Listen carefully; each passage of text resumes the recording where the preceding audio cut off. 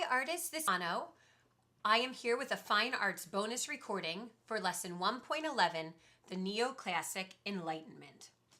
From about 1780 to 1820, Neoclassic art reflected, in the words of Edgar Allan Poe, the glory that was Greece and the grandeur that was Rome. This revival of classicism, or remember when we say classicism, that's Greek and Roman. This revival of classic painting, sculpture, and architecture, even furniture, was a clear reaction against that frilly, ornate Rococo style that we just finished looking at. The 18th century had been the age of Enlightenment, when philosophers preached the gospel of reason and logic. This faith and logic led to the orderliness and ennobling of virtues of neoclassic art. The goals for lesson 1.11 are that by the end of today's presentation, you're able to identify some distinguishing characteristics of neoclassic art. I also hope that you're able to recognize that David's Oath of the Horatii was influenced by Greek and Roman statues.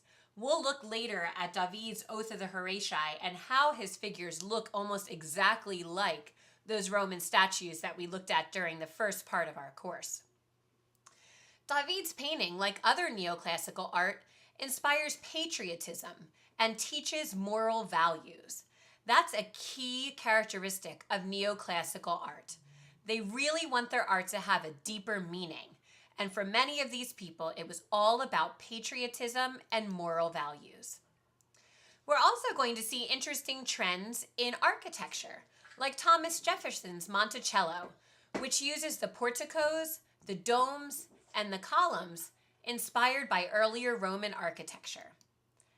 Our big idea, of course, is that works of art can reflect political, religious, and social beliefs and attitudes of the time and place in which they were created. Let's explore neoclassicism a little bit further. One thing that's important to note is that we've made it to America. Neoclassicism found its way to our country, and because of that, it influenced architecture and art here. Can you think of any American buildings that have classical lines like this style? I bet you can. My bank has these columns and porticos. Now, the Rococo movement in art and architecture began to lose favor in 1760. The neoclassic artists that followed criticized those Rococo artists for their irrational and frivolous and flamboyant subject matter and themes. They wanted something that had a little bit more substance. So these neoclassical artists and architects abandoned or left behind the extreme ornamentation and decoration that the Rococo style had in favor of simple, clean lines in their paintings and buildings. Who do you think inspired this art movement? Well, if you're looking at these paintings and thinking that they look a little bit Greek and Roman, you are correct. Because there was a great archaeological discovery around this time. The ruins of Greece and Rome were discovered. And with that, the neoclassical artists were inspired by all of these surviving artifacts, as well as the narrative stories and moral values that they seemed to be showing in this artwork from the earlier cultures. The neoclassical paintings lose that pastel color and fluffy nature of the Baroque and Rococo time period, and instead have very sharp colors and the use of chiaroscuro. Let's take a look at one of the founding trendsetters of this time period, Jacques-Louis David. David is a French painter and a Democrat who imitated Greek and Roman art to inspire the new French Republic. As a German writer said, the demand now is for heroicism and civic virtues. Politically correct art is all the rage, so the art is serious. It illustrates tales from ancient history or mythology, rather than that frivolous Rococo party scenes of pretty people in pretty costumes doing pretty things. It was like society had an overdose on sweets, and principal values replaced pleasure, and paintings underscored that moral message of patriotism. David studied the Italian master Raphael and the Roman ruins of Pompeii. These experiences in Italy let David abandon the Rococo style and embrace the new emerging Neoclassic style. David was active in the French Revolution and produced many paintings with patriotic themes. The purpose of art is to teach moral behavior, he said. His paintings were meant to inspire the courage and duty and loyalty to the state. That's an important thing to know on your quiz today. Jacques Louis is famous for his huge dramatic canvases of Napoleon and other historic events, like this picture, the Sabine Women. Early in his career, Jacques Louis was a leader of the Neoclassical movement, but his later works embraced politics as well as a more modern style. But it's interesting to find out why. David was the friend of a radical Robespierre who was an ardent supporter of the revolution and voted to guillotine King Louis XIV. King Louis, if you remember, is the man who owned the Palace of Versailles. While everyone else in town was starving, Louis lived in the laps of luxury. Well, David and his friends didn't think that was such a great idea, and they voted to have King Louis executed. His art was propaganda for the Republic, and it was intended to electrify the people and plant the seeds of glory and devotion in the fatherland. This picture in the bottom right, Death of Marat, is David's portrait of the slain revolution leader. Marat was a close friend of David and was a radical revolutionary who was stabbed to death by a counter-revolutionary in his bath. Before the revolution, he was in hiding from the police in the Paris sewers. Marat had contracted psoriasis and had to work in a medicated bath, using a packing box for a desk. Right after the murder, David rushed to the scene to record it. And although the background is coldly blank, David's painting emphasized the box, the blood-stained towel, and the knife, almost like it's some CSI investigation scene, where the actual objects were worshipped by the public as holy relics. David portrays Marat like a saint in a pose similar to Christ in Michelangelo's Pietà.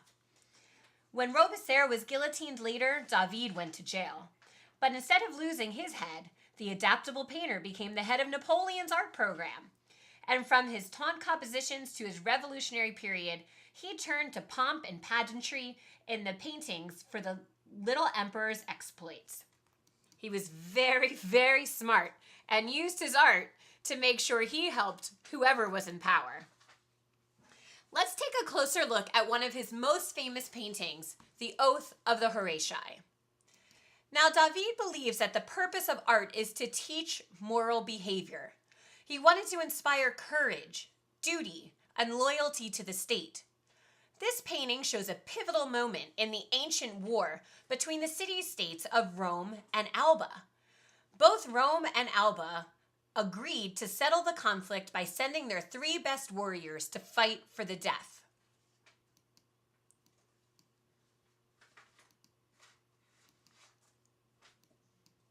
Now, who is in this painting? It's a little Hunger Games, don't you think? In the center is Horus, the father. Horus holds up the 3 swords for his sons, who are to the left. The sons are dressed in Roman costumes and modeled right after Roman statues.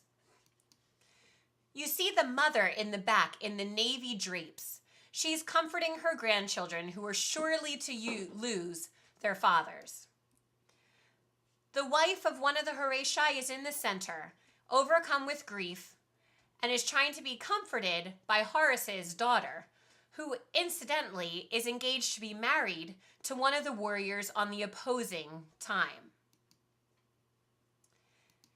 I think it's really interesting to think about some things that you're seeing in this picture. For instance, who are those figures modeled after? Well, that's important to know for your quiz because those figures on the left are all modeled after Roman statues. But don't you find it interesting that the men and women are behaving differently? It's almost as though men are forced to show patriotism, duty, and loyalty to their country, while women are allowed to display emotion. What kind of perspectives does David use? Well, if you remember back to our earlier lessons in the beginning of the semester, you might see those converging lines on the floor because David uses one-point perspective, just like the Romans that he admired so much. Neoclassical art extended to architecture as well, and this is what made its way to America. Thomas Jefferson, a well-known American, embraced the architectural styles of the Renaissance builder Andrea Palladio. Now, Palladio was influenced by the Greeks and Romans, and that means that Thomas Jefferson was as well. Jefferson himself was a Renaissance man. He was an architect, an ambassador to French, a legislator, two-term president, writer of the Declaration of Independence. Now, why do you think Thomas Jefferson would want to associate the American styles with that of Greece and Rome? Well, the main answer is that he wanted to mimic the democracy and the government of those cultures.